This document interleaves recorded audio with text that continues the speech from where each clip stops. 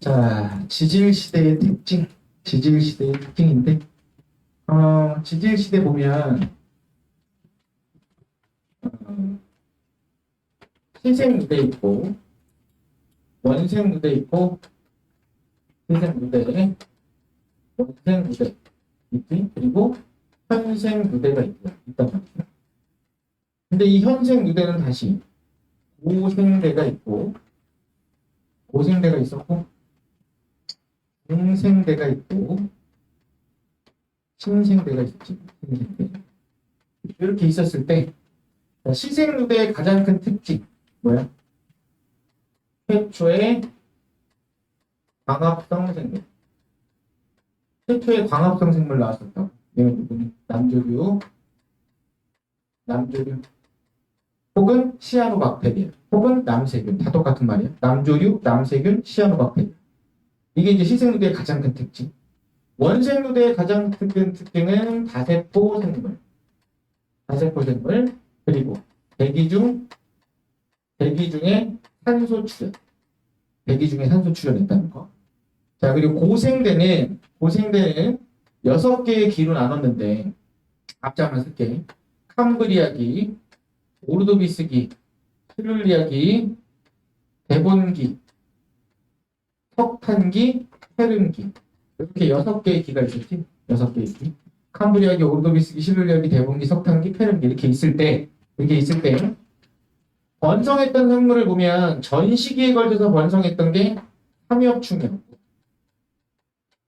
전 시기에 걸쳐서 번성하면 삼엽충, 그리고 오르도비스기 시룰리아기 때 필서, 대봉기 갑주어, 석탄기하고 페른기 때는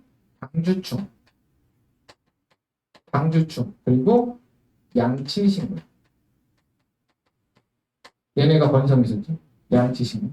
근데 출현을 보면 오르도비스기 때 출현한 게 어류, 빨간색은 지금 출현이다. 자, 실룰리아기 때 출현한 게 육상식물이 출현하지. 근데 이 육상식물이 누구 얘기하는 거야? 얘가 양치식물 얘기하는 거지. 양치식물. 그리고 대봉기 때 출현한 게 육상동물, 얘가 양서류 얘기하는 거고, 석탄기 때 출현한 게 파충류, 페른기 때 출현한 게 거시식물, 이렇게 출현한다. 그렇지? 자, 중생대는 3개의 기였는데, 트라이아스기, 쥐라기, 백악기 이렇게 있었는데, 번성은 그냥 공룡, 전체적으로 공룡, 암모나이트, 그리고 식물은 거시 식물이 번성을 했었다. 거시 식물이 번성했다. 그리고 출현을 보면 트라이아스기 때, 이때 포유류, 쥐라기 때, 조류, 백악기 때, 혹시 식물, 얘가 출현했다. 그치? 혹시 식물. 자, 마지막. 신생대.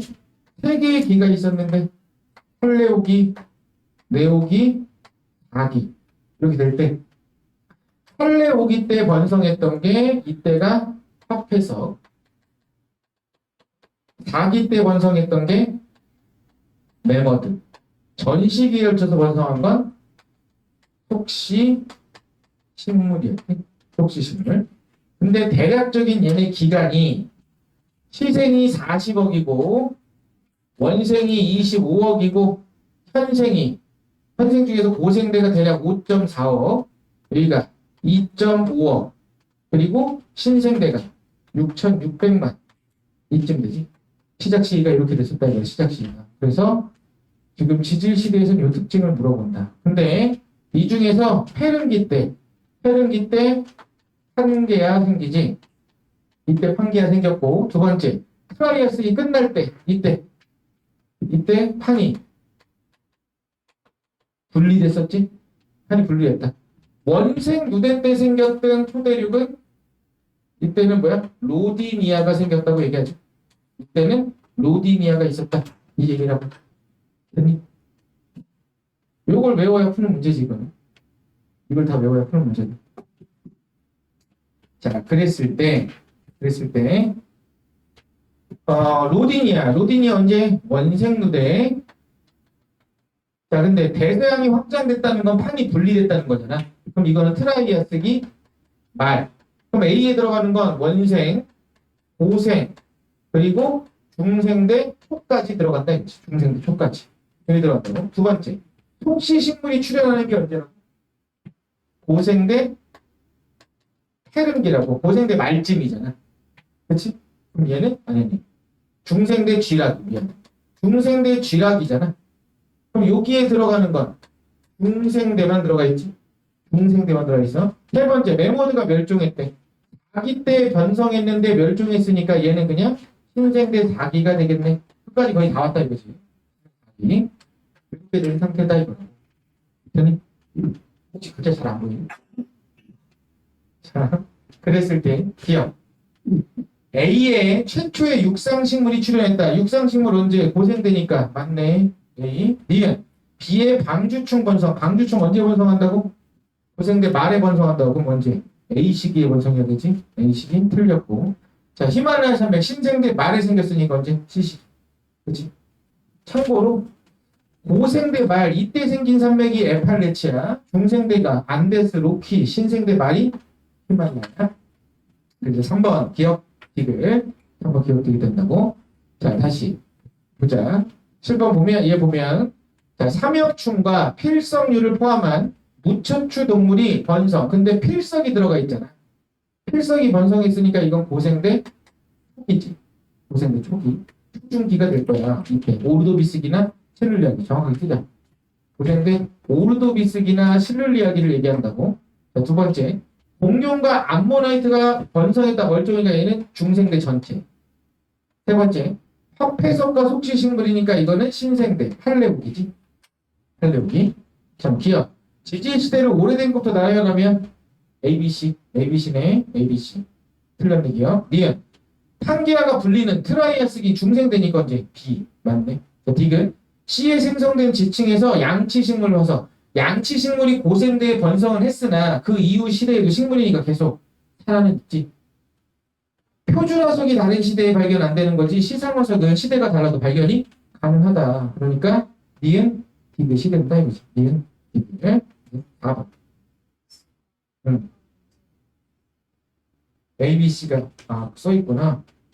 뭐 오르도비스기 얘는 중생대 백악기 그리고 얘는 팔레오기 이렇게 되겠네. 그럼 다시 B의 판게아가 분리됐다. 백악기 때 분리된 거 아니지? 판게아 분리는 트라이아스이 끝날 때니까 그럼 니은이 틀려야 됩니다. 백악기라고 나와 있으면 니은은 틀렸지. 한 분리된 건 이때라고 트라이아스 끝날 때.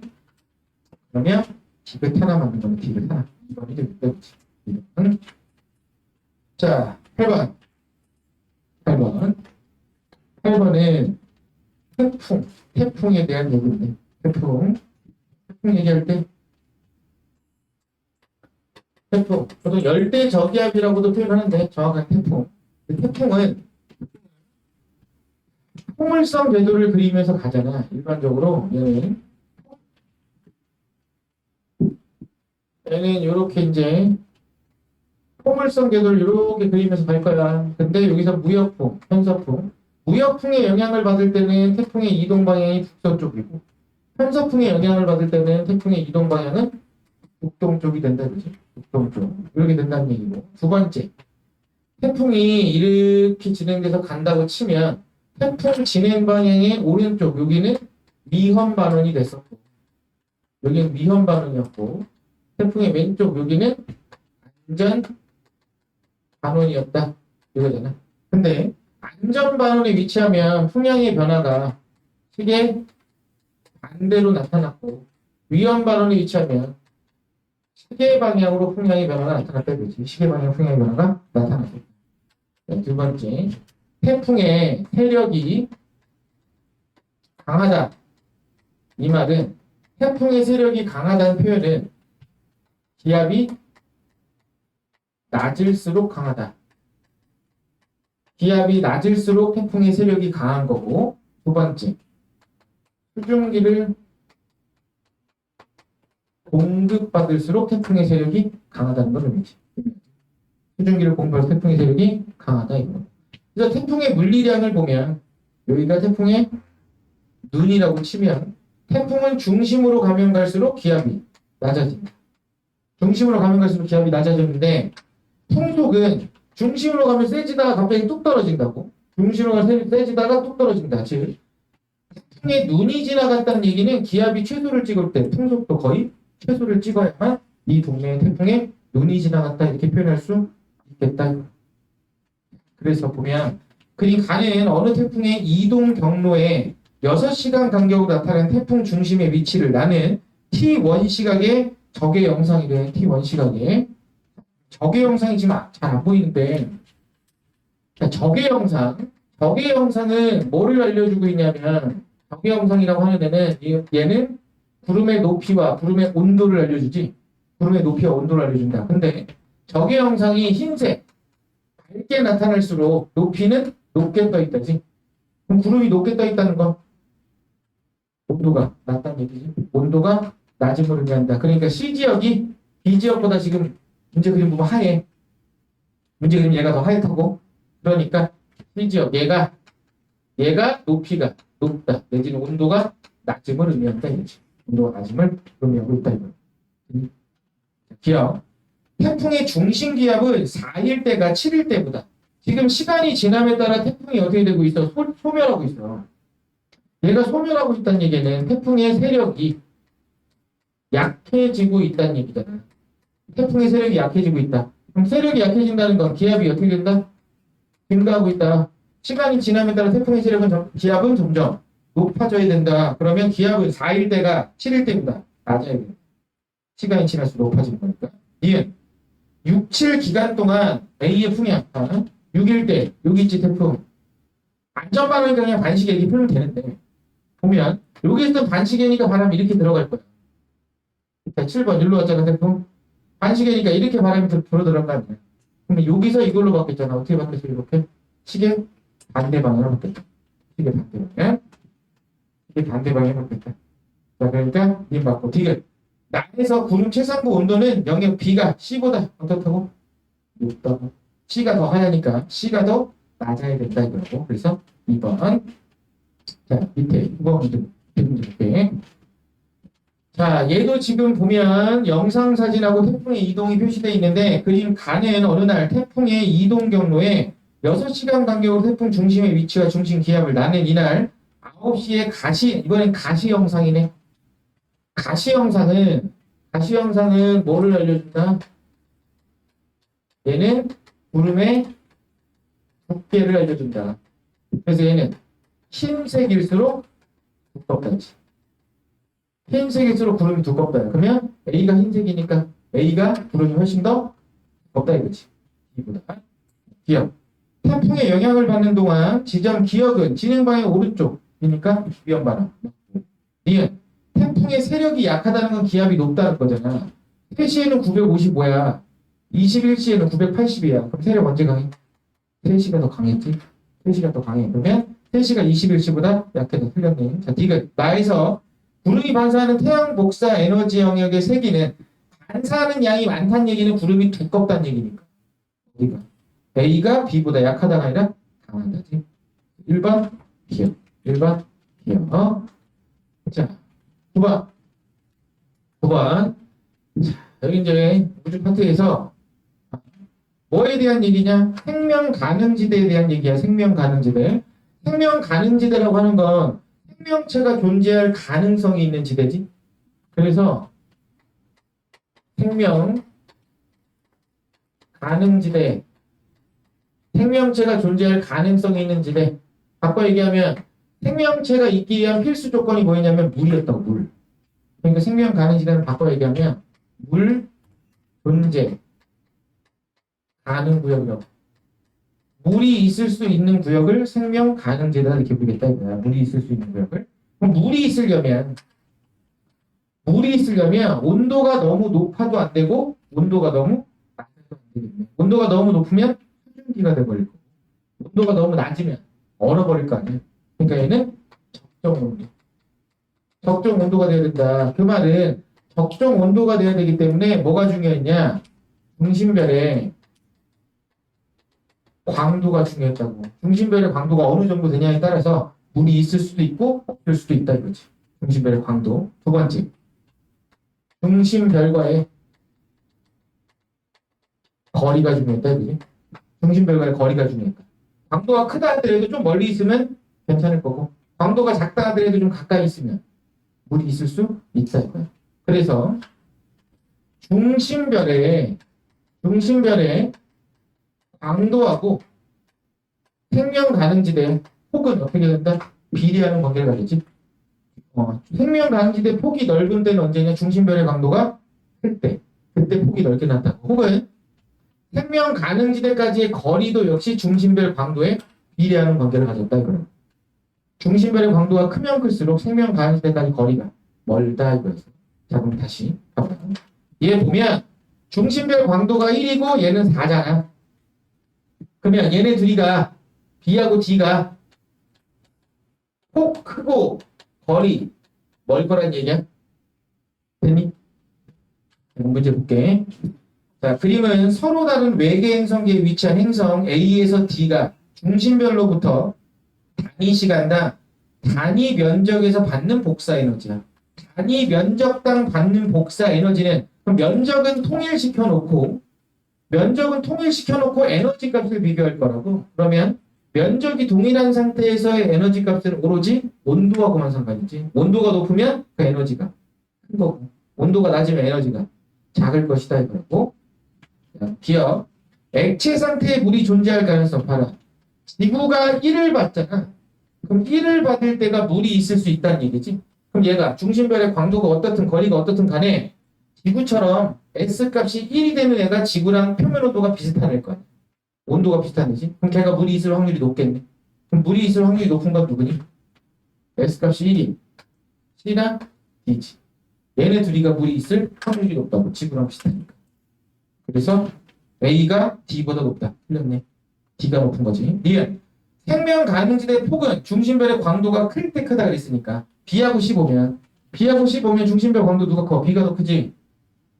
그러면 B가 넓겠네.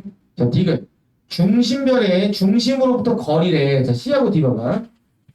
C하고 D는 지금 똑같아. 온도가 똑같다고. 근데 문제는 D를 거느리고 있는 별의 광도가 C를 거느리고 있는 별의 광도보다 커. 그럼 얘가 내보내는 에너지가 훨씬 클 거거든?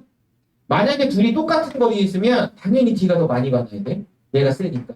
근데 얘가 더 세는데도 불구하고 얘랑 같은 양이 똑같대. 받은 양이 똑같대. 그럼 C하고 D 중에 누가 멀어야 된다? D가 멀리 있어야 된다. 얘가 멀리 있어야만 얘가 세도 받는 양이 얘랑 똑같아질 수 있다 이거지. 그럼 D가 C보다 멀리 있는 행성이다 이거. D가 C보다 멀다. C가 D보다 멀다 했으니까 틀렸네. 2번. 자, 7번. 7번이 아니라 그 밑에 문제 다시 볼게요. 그 밑에. 자, 그 밑에 문제 보면 그림은 행성이 주계열성인 중심별로부터 받는 복사 에너지와 중심별의 표면 온도를 나타낼게. 자, 행성 A, B, C 중 B와 C만 얘네 둘은 생명 가능시대. 얘랑 얘는 생명 가능시대. 왜 보니까 1 받았네. 비슷하지? 근데 A 봐봐. A는 지금 4 받았지. 그 말은 얘보다 A가 온도가 높다는 얘기지. 표면도 높다는 얘기잖아. 그럼 여기는 물이 아니라 뭐가 있을 거야? 수증기가 있을 거야. 수증기. 근데 단위 면적당 받는 에너지는 온도 4제곱에 비례하는 관계였지. 단위 면적당 받는 에너지는 온도 4제곱 비례했다고. 그럼 얘가 받는 에너지가 4배잖아. 그럼 A의 온도 4제곱은 BC의 온도 4제곱보다 몇 배 크다? 4배 크다. 그러면 얘 온도는 얘보다 몇 배 큰 거야? 몇의 4제곱이 4가 나오니? 루트 2. 그러면 온도는 A가 B나 C보다 몇 배 크다? 온도가 루트 2배 크다 이거라고. 기억. 행성이 복사 평형을 이룰 때 표면 온도는 A가 B의 루트 2배. 맞지? 자, 니은 공정궤도 반지름 누가 뭐냐 가깝냐거든? B하고 C 볼게요. B하고 C 보면 중심별의 광도는 B를 거느리고 있는 애가 C를 거느리고 있는 애보다 어때? 더 크단 말이야. 그런데 둘이 받은 양이 어떻다고? 똑같다고. 그럼 누가 멀어야 된다고? B가 멀어야 된다고. 중심별로 광도 큰 애가 멀어졌네. 그러면 궤도장방경은 B가 커야겠네. B가 10보다 작다. 틀렸네. 자, 디귿. A의 중심별이 적색 거성으로 진화했대. 거성이 되면 광도가 어떻게 돼? 현재보다 더 커지지. 광도가 증가했어. 현재 이미 온도가 높아서 수증기야. 근데 광도 더 커졌다. 절대 물이 생길 일은 없겠네. 생명 가능지대에 속할 수 없다고. 그래서 기억. 자, 10번. 특이은하. 일단 특이은하 보면, 특이은하에는 회의사도 있고, 세이퍼트 은하도 있고, 전파 은하도 있는데, 특이은하들의 공통된 특징이 뭐였냐면, 중심에 거대한 블랙홀이 있다는 게 특이은하들의 공통된 특징이었지.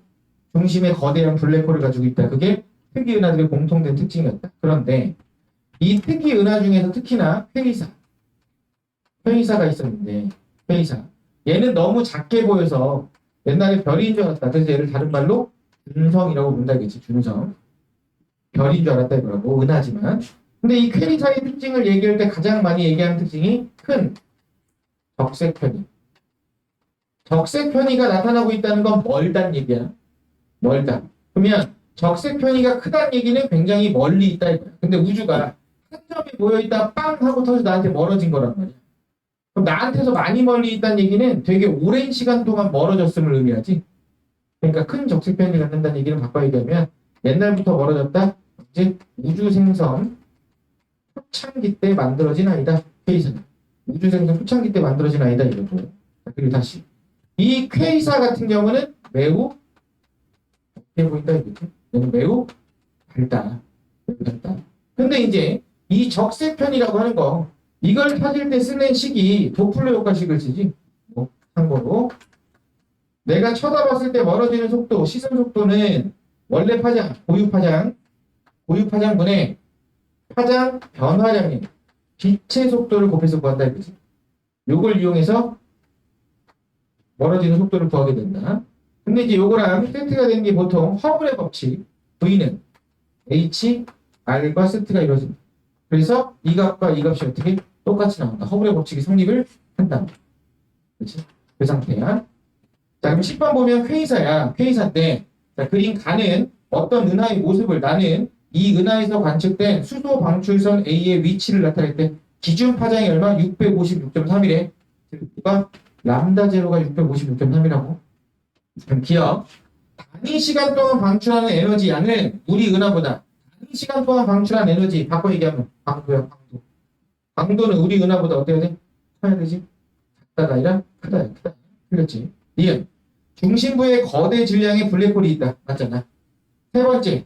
이게 이제 거지 같은 거야, 이 문제가. 왜? 원래 공식적인 문제는 숫자가 딱딱 떨어지게 나와. 근데 얘는 숫자가 거지같이 나왔다. 이건 방법이 없어. 그냥 곱해야 돼. 그래서 얘 V는 고유파장 얼마? 656.3 분의 656.3분의 맞지? 파장 변화량 얼마야? 여기 656.3을 빼면 7.301 103.7이지.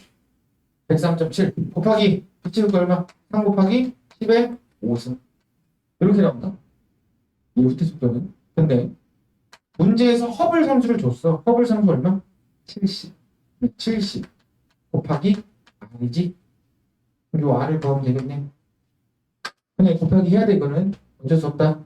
그러면 이거 500 얼마 나온다고? 584 나온다네. 584. 그러면 400보다 어떻다? 멀다. 다시 한번 얘기해주면 이건 곱해보는 수밖에 없어. 곱하지 않으면 방법이 없다. 곱해야 된다. 그래서 5번 되는 거야. 5번. 자, 근데 밑에 문제 볼게. 이거 올해 수능 특강에 있는 문제야. 자, A 뭐라고? 퀘이사라고. 그리고 뭐 이렇게 나타났대. 자, 그림 가는 어느 천체 A의 모습을 나는 이 천체의 스펙트럼과 수소 방출선의 파장 변화가 이렇게 나타나고 있대, 지금. 자, 기억.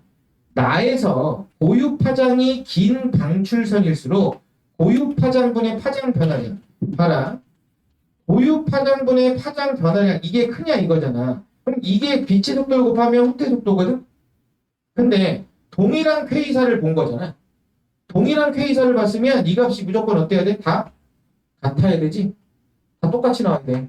그러면 고유 파장이 길면 얘도 같이 길어지기 때문에 이 속도 값은 어떻게 된다? 유지된다 이거. 그래서 고유 파장이 길수록 이 값이 커진다. 아니라고. 똑같다고 다 동일한 애를 봤으면 니은 A는 우리은하 내부 아니지 퀘이사는 굉장히 멀리 있다고. 디귿 단위 시간에 방출한 에너지 바꿔서 뭐라고 한다고? 강도는 A가 우리은하보다 많다. 맞지? 디귿 보면 중복되는 보기가 많다고 그림만 바꿔놓고 디귿이 된다. 3번 디귿이 되는 거지. 자 11번 대기의 순환. 대기 순환. 자, 순환이 여러 가지 것들이 나오는데 순환이 총 3개가 나와. 대기 대순환, 심층 순환, 표층 해리 순환. 이렇게 3종류의 순환이 나오거든. 근데 모든 순환들이 하는 역할은 다 똑같아. 모든 순환들은 저위도에 남는 열을 고위도로 수송하는 역할. 이게 모든 순환들이 하는 역할이야. 모든 순환들이. 그러면 북반구는 저위도가 적도에서 고위도 쪽으로 이동을 할 건데 그럼 북반구에서 고위도면 방위로 쳤을 때 북쪽이야 남쪽? 북반구에서 고위도면 북쪽이지? 그럼 남반구에서 고위도면 남쪽이잖아 다시. 아, 지구가 이렇게 있단 말이야. 그럼 과정은 복잡하겠지만 여기가 적도라고. 그럼 여기가 북쪽이고 여기가 남쪽이잖아. 그럼 북반구는 무조건 북쪽으로 에너지를 수송할 거야. 그럼 남반구는 무조건 남쪽으로 에너지를 수송할 거라고. 그래야 평형이 되니까. 그럼 다시 11번 받아. 지금 문제에서 뭐라고 했냐면 플러스는 북쪽이고 마이너스는 남쪽이라 그랬거든. 그럼 이쪽은 지금 죄다 북쪽으로 에너지 수송하고 얘는 죄다 남쪽으로 에너지 수송하니까 북쪽으로 에너지 수송하는 게 북반구. 그럼 여기가 북반구가 되는 거고 여기가 남반구가 되겠지. 남반구. 자, 그래서 기억. A에서는 대기의 자, A 봐봐. 태양에 의한 에너지 수송은 이만큼이고 대기에 의한 건 이만큼이야. 근데 이거는 마이너스가 아니라 방향이지. 그럼 크기는 절대값을 봐야 된다고. 그럼 누가 커? 대기가 더 크네. 그래서 대기가 더 크니까 대기에 의한 에너지 수송량이 해양에 의한 에너지 수송량보다 많다. 맞지? 자, 니은 A는 대기 대순의 간접순환. 자, 다시 지구가 이렇게 있을 때 자, 위도별로 보면 여기가 0도, 30도, 60도, 90도가 되지. 그리고 여기는 저기압, 고기압, 저기압, 고기압이 되잖아. 그래서 보면 저기압은 공기가 가벼우니까 뜨겠지. 공기가 상승한다고 여기는. 고기압은 차가우니까 여기는 차가우니까 가라앉는다고. 자, 다시 딱 맞고 밑으로 쭉 내려온다고. 내려오다가 저위도로 오면 열 받았으니까 공기가 가벼워져서 뜬다고. 그리고 위로 올라가다 더 이상 못 올라가니까 얘 옆으로 가. 얘도 옆으로 이렇게 간다 이거지. 얘 옆으로 왔어. 그럼 둘이 만났잖아. 만났으니 어떻게 다시 밑으로 내려온다.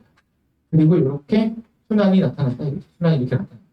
그런데 얘랑 얘는 온도가 높거나 온도가 낮았을 때 일어나는 순환이기 때문에 얘네 둘은 뭐라고? 직접 순환 내지는 열적 순환이라고 한다 이거지. 그리고 얘가 헤드리 순환이고. 근데 이 가운데는 안 움직여도 되는데 양쪽이 움직이다 보니까 어쩔 수 없이 움직였잖아. 그래서 여기를 뭐라고 하는 거야? 여기를 간접순환이다 이렇게 본다고. 간접순환. 지금 다시 볼게. 여기 A 지역 봐라. 0에서 30도 사이잖아. 0에서 30도 사이는 어디야? 여기네. 헤드리 순환 쪽이지. 왜냐면 남반구도 어차피 대칭기가 그려질 거니까. 여기는 뭐야? 직접순환이지. 간접순환이 아니라 직접순환. 틀렸지. 자, 디귿.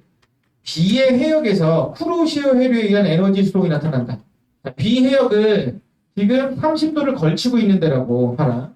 여기서 무역풍이 불고 여기는 편서풍이 불고 여기는 극동풍이 불잖아. 근데 표층 해류는 어느 방향으로 간다? 북반구에서는 바람의 오른쪽 45도. 남반구에서는 바람의 왼쪽 45도. 그럼 이제 오른쪽 45도니까 표층 해류가 이렇게 갈 거라고. 됐어? 여기서는 오른쪽 45도니까 이렇게 갈 거 아니야. 근데 가다 보니까 여기에 뭐가 있어? 대륙이 있다고. 그래서 밑에서 위로 올라가는 물의 흐름이 하나 생기는 거지. 반대로 여기서는 땅 있다 보니까 맞고 내려오는 흐름이 생긴다고. 그래서 저위도에서 고위도 가는 얘가 난류. 얘는 한류가 되는데 이게 우리나라 근처면 이불이 누구야? 쿠로시오. 얘는 캘리포니아 되는 거지. 요런 해류의 이름이 생긴다. 그러니까 쿠로시오 해류에 의한 에너지 총량이 일어난다. 3번 기억기근. 자, 예전 기출 그리고 완전히 똑같지. 얘는 북반구 남반구 써줬어. 근데 표시해놓은 지점도 똑같다 지금. 얘기가. 기억. 흡수하는 태양 복사 에너지 양과 방출하는 지구 복사 에너지 양의 차이는 자, 여기 38도가 지구가 이렇게 있을 때 지구가 이렇게 있을 때 여기가 적도야. 적도 이렇게 있으면 태양빛이 이렇게 들어온단 말이야. 그럼 적도는 땅이 이렇게 있잖아. 적도는 땅이 이렇게 있다고. 그럼 빛이 수직으로 갖다 꽂혀. 근데 여기 중위도 같은 경우는 땅이 이렇게 있으니까 빛이 비스듬히 들어오고 있지. 고위도는 땅이 이렇게 있으니까 빛이 이렇게 거의 스치듯이 들어오고 있다 이거라고. 그 말은 에너지 들어오는 걸 보면 여기가 0도일 때 태양 복사 에너지는 0도가 이렇게 제일 많이 들어오잖아. 태양 에너지. 지금 그래프 보면 수직으로 꽂히니까 태양이 이렇게 들어오죠. 자연은 항상 평형 상태를 유지한다고. 그럼 많이 받으면 많이 내보내니까 이렇게 나온다고. 여기가 지구 복사 에너지가 된다 이거야. 그러면 저기도 지방은 들어온 게 나간 것보다 많아. 그래서 여기는 에너지 많이. 고위도 지역은 나간 게 들어온 것보다 많아. 그래서 여기는 에너지 부족이 된다는 거지. 근데 여기 만나는 요 지점이 뭐야? 여기가 38도라고. 만나는 요 지점이 38도야. 즉 38도는 들어온 거랑 나간 거랑 양이 똑같아.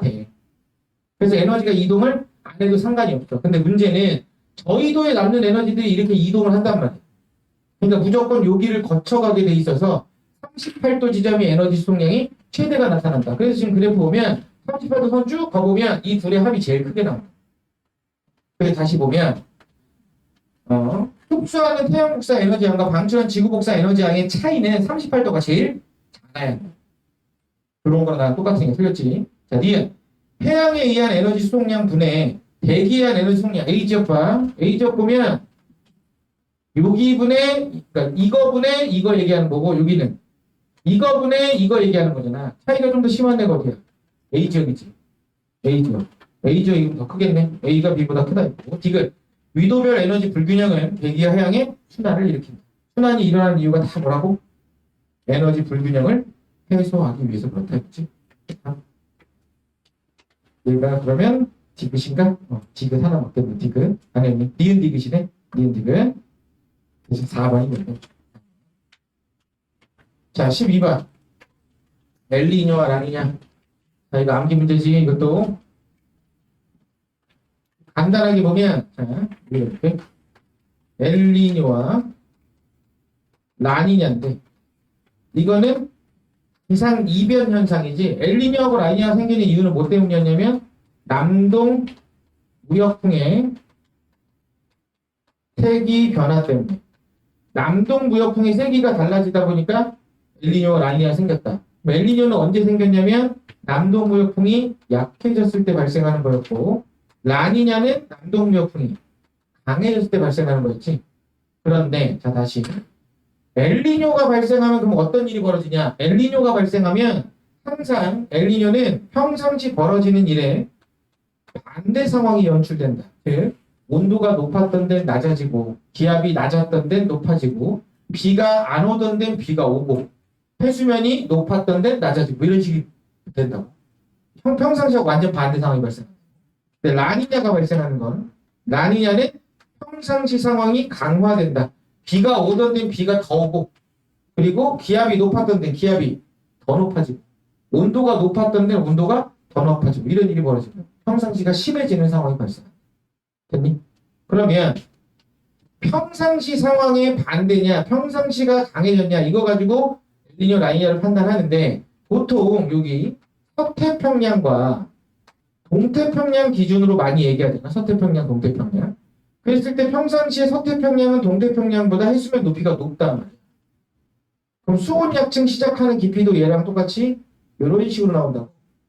즉 해수면이 낮으면 수온약층 시작 깊이는 얕아져.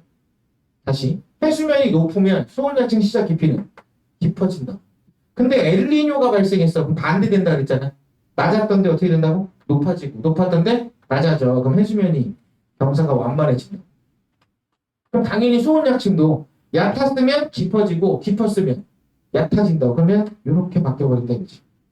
이렇게 바뀐다. 이게 엘니뇨 발생했을 때. 라니냐 발생하면 이렇게 된다는 거지. 라니냐 발생하면 이렇게 된다 이거. 라니냐 발생하면.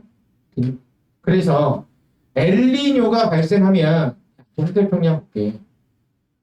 얘 강수량 평상시보다 많아지지. 그리고 이 동네 용승은 평상시보다 약해지지. 반대. 그럼 평상시 이거 반대라고 하면 된다고? 그럼 이 동네 평상시보다 기압은 낮아지게 될 거고, 기압은 낮아지게 될 거고, 그리고 동태평양 해수면, 여기 해수면 했으니까 놔두자. 해수면 이렇게 된다고 보자. 자, 그러면 12번 보면 그림은 동태평양 적도 부근 해역에서 관측한 해수면의 높이 편차를 시간에 따라 나타냈다. A와 B는 엘니뇨 아니야. 자, 동태평양은 엘니뇨 발생하면 어떻게 됐다고? 높아진다고 해수면. B가 해수면 높아졌잖아. 얘가 엘니뇨. A는 이거는 라니냐가 된다 이거지. 라니냐. 기억. 동태평양 적도 부근 해역에 용승이 약하다. 이 말은 엘니뇨가 발생했다 이거니까. 엘니뇨 누구? B지. A가 B보다 약하다. 틀렸네. 자, 니은 서태평양 적도. 서태평양은 동태평양이 엘니뇨 발생한 비가 많이 오는 거잖아. 바꿔 얘기하면 평상시에 동태평양은 비가 안 온다는 얘기야. 그러면 서태평양은 평상시에 비가 많이 온다는 얘기지. 서태평양 평상시에 비가 많이 온다 그러면 서태평양 적도 부근 해역에서 강수량 편차가 플러스. 그러면 평상시 벌어지는 일이 더 심해졌다고? 라니냐지. 라니냐. 그렇지? 그러면 A가 된다. 맞네. 자, D는 적도 부근 해역에서 동태평양은 원래 기압이 높고 서태평양 기압이 원래 낮아. 그러면 이 차이가 커져야 돼. 그러면 평상시가 심해져야 되지. 그럼 라니냐 발생했다 이 얘기지. 라니냐 누구야? A네. A가 B보다 크다. 그래서 5번. 니은 B고요. 다시. 자, 밑에 그림 보면 그림 가와 나는 각각 엘니뇨와 라니냐에 관측한 태평양 적도 부근의 해수면 높이 변화를 순서 없이 나타냈대. 플러스가 높아진 것이래. 그러니까 동태평양은 평상시에 해수면 높이가 낮다 그랬지? 그러면 동태평양 해수면 높아지면 뭐가 된다고? 얘가 엘니뇨, 얘가 라니냐가 된다고. 기억, 가는 엘니뇨 맞고, 니은 태평양 적도 부근 해역에서 해수면 경사가 완만해지는 거 언제였어? 여기 노란색이네. 여기 노란색이니까 언제? 엘니뇨였지? 엘니뇨. 가가 나보다 완만하다. 맞네. 자, 지금 동태평양 적도 부근에서 자, 수온이 높아졌다. 평상시보다 수온이 높아졌다. 동태평양 원래 수온이 낮아. 용승이 활발하기 때문에. 그럼 수온 높아지면 엘니뇨 발생하는 거지. 그럼 가가 나보다 낮다가 아니라 높다지. 기억? 비읍. 외워서 푸는 거야. 엘니뇨 특징. 싹 다 잘 외워야 된다. 자, 13번. 13번. 자, 그림은 빅뱅 우주에 따라 팽창하는 우주 모형 A와 B의 팽창 속도를 시간에 따라 나타냈다. 현재 우주 배경 복사 온도는 A와 B에 동일하다 이건데, 자, 여기서 지식적으로 알아야 되는 건 하나야. 여기서 지식적으로 알아야 되는 건 우주의 크기가 커졌어. 우주의 크기가 커져. 그러면 우주의 온도는 어떻게 되는 거야? 우주의 온도는 낮아진다는 얘기야. 우주의 온도는 낮아진다. 그 말은 빛의 파장이 어떻게 된다? 길어진다 이 얘기야. 자, 그럼 문제에서 뭐라고 했냐면 이 시기 때, 요 시기 때 A와 B의 온도가 어떻대? A와 B 온도가 같다는 얘기는 우주의 크기가 어떻다는 거야? 같다는 얘기지. 그럼 이 시점에는 우주의 크기가 동일했다는 얘기야. 우주의 크기가 동일했다는 얘기야. 그런데 팽창 속도 볼게. A는 팽창 속도가 계속 줄고 있지. B는 줄다가 증가하고 있지. 맞아? 그런데 A하고 B 중에 팽창 속도는 누가 빨랐어? 현재 이전엔 A가 더 빨랐지? 그럼 A가 더 빠르게 팽창했다. 그럼 봐봐. t 시기 이후에 a가 b보다 팽창 속도가 빠른데 현재 오면 둘의 크기가 똑같아졌대. 그러면 t 시기에 b하고 a 중에 어떤 우주가 더 커야 되니? b가 더 커야 되지. 왜? 속도가 느린데 얘랑 똑같은 사이즈를 만들려면 이 당시 때 b의 우주의 크기가 a의 우주의 크기보다 컸어요. 그럼 우주의 크기가 크다는 건 온도가 어떻다? 그럼 b 우주가 a 우주보다 온도가 더 낮았다 이거는 t 시기 때는. 기억. t 시기 이후 a의 우주는 팽창하고 있다. 팽창은 하고 있지. 자, 니은 t 시기 이후 현재까지 b의 우주는 계속 가속 아니지. 줄어들다가 늘었지. 자, 디귿 t 시기 우주 배경 복사 온도는 a가 b보다 어떻다? a가 b보다 높아야 되는 거지. 왜? b가 더 크니까. a가 b보다 낮다. 틀렸네. 그치? 자, 18번. 아니, 18번 아니지. 자, 밑에 문제. 자, 그림은 서로 다른 평탄 우주인데, 평탄 우주. 이걸 이제 다 설명할 수는 없으니까, 간단하게 한번 보면, 우주의 미래를 판단할 때, 어떻게 판단할 수 있다 그러냐면, 두 가지 조건으로 판단할 수 있다. 첫 번째, 우주의 미래 판단할 때, 팽창 속도 가지고 우주 판단하는 방법이 있었다. 팽창 속도. 팽창 속도 가지고 얘기할 때는 가속이 있고 등속이 있고 감속이 있다 그랬어. 가속, 등속, 감속 이렇게 세 종류가 있었다. 근데 가속 팽창은 암흑 에너지가 물질보다 미치는 영향이 클 때는 가속 팽창이요. 암흑 에너지와 물질의 영향이 미치는 영향이 같을 때는 등속 팽창이었고, 암흑 에너지가 물질보다 미치는 영향이 작을 때는 감속 팽창이었죠. 요거 가지고 팽창 속도 가지고 할 수 있었어. 근데 문제에서 뭐라고 했냐면 서로 다른 평탄 우주 A, B인데 우주의 크기가 세로축이니까 접선의 기울기가 뭐를 의미하는 거니? 시간분의 크기니까 속도지. 팽창 속도잖아. 그럼 A는 팽창 속도가 과거에는 느려졌지만 최근에는 속도가 어떻게 되고 있어?